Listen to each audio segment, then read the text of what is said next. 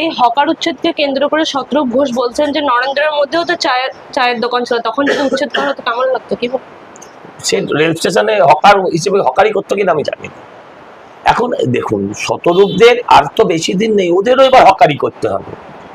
এত বয়স হয়ে গেছে, তো ওরা তো একদম কচি খোকা নয়, আমার থেকে ছোট অনেকটাই। তো এরপরে ওরাই কি করবে? ওদের একটা হকার কার্ড বানিয়ে ওদের হকারি করতে হবে। পার্টি ক্ষমতায় আসছে না, আসবে না। ইলে ছাটাই পঙ্গু শ্রমিক, ছেলেটা তার হকার হয়। স্কুল নেই, তার সাথে নেই মাস্টারদের বকার ভয়। রানিং ট্রেনে উঠতে পারে পোক্ত দারুণ দরদামে। এই ছেলেটার দু চোখ জুড়ে নেমে আসুক পয়লা মে। ভোট কবে হলো না হলো, তোমাদের আন্দোলন চলছে, যেটা খুব সিরিয়াস একটা ইস্যু হয়ে দাঁড়িয়েছে। এই পরিস্থিতিতে তোমাকে আবার সজল ঘোষ একটি চ্যানেলে আমি দেখেছি, সেখানে তোমাকে কটাক্ষ করেছেন, বলেছেন তুমি হকারি, আগামী দিনে হকারি করতে হবে। এই বিষয়টা নিয়ে তোমার প্রতিক্রিয়া? আমার খুব ভালো লেগেছে। সজল ঘোষ আমাকে কমপ্লিমেন্ট দিয়েছেন। ওনার ধারণা যে আমি যদি ভোটে হারি, যদি আমি এমএলএ এমপি না হই, তাহলে দরকার হলে আমি হকারি করব, কিন্তু আমি কখনো সজল ঘোষের মতো তিনটে দল ঘুরে বেড়াবো না। আজকে তৃণমূল, কালকে কংগ্রেস, পরের দিন বিজেপি, এসব করবো না। এটা তো আমি আমার একজন বিরোধীর কাছ থেকে কথাটা একটা স্বীকৃতি, সজল ঘোষের মতো একজন মানুষের কাছ থেকে। এবং আমরা তো বামপন্থীরা, আমরা তো হকারিকে একটা পবিত্র পেশা মনে করি, আমরা তো এটাকে একটা সম্মানের উপার্জন মনে করি।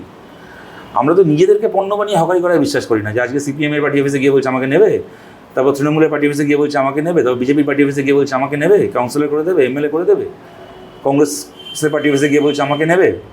আমরা তো নিজেকে পণ্য বানিয়ে সজল ঘোষের মতো হকারি করি না। সজল ঘোষ এরকম নিজেকে পণ্য বানিয়ে বিভিন্ন পার্টি অফিসে নিজেকে বিক্রি করেছেন, আমরা তো সেটাই বিশ্বাস করি না। যে হকার একজন মানুষ, তিনি তো সব করে হকার হননি। তাকে এই ব্যবস্থা, তাকে এর চেয়ে বেটার কোনো পেশা দিতে পারেনি। তিনি একটা সম্মানের সঙ্গে নিজের পরিশ্রম করে চুরি করছেন না, ডাকাতি করছেন না, ফেক নিউজ ছড়াচ্ছেন না।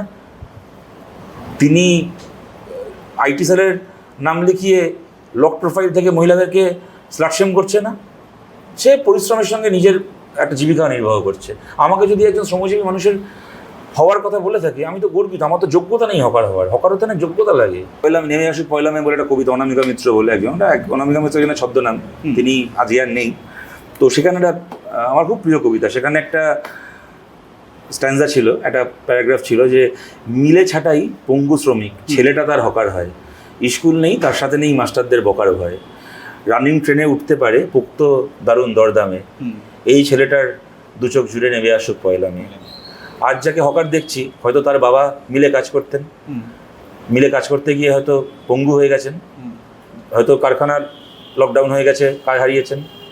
তার জন্য তুমি সিপিএমকে দোষ দিতে পারো কারখানা লকডাউনের জন্য, কংগ্রেসকে দোষ দিতে পারো, বিজেপিকে দোষ দিতে পারো, তৃণমূলকে দোষ দিতে পারো, কিন্তু ওই ছেলেটার তো কোনো দোষ নেই, তার বাবার তো কোনো দোষ নেই। তিনি তো কাজ করতে চেয়েছিলেন, হয়তো সেই বাবার ছেলেকে হকার হতে হয়েছে, হকারি করছে সে। কেমন আমাকে, এটা তো তার, সে কোনো অপরাধ করছে না, সে তো একটা সম্মানের জীবনযাপন করছে। আমি বলছি যে মানুষ একটা সময় গিয়ে, কিন্তু অনেক মানুষ আছেন যারা চেয়েছিলেন যে পড়াশোনা করে আমি একটা চাকরি করব, অনেকে চেয়েছিলেন যে আমি একটা বড় ব্যবসা করবো, অনেকে আজও স্বপ্ন দেখেন যে আমার আজকে একটা লজেন্সের শিশি নিয়ে ট্রেনে বিক্রি করছে, একদিন আমার একটা ছোটো দোকান হবে।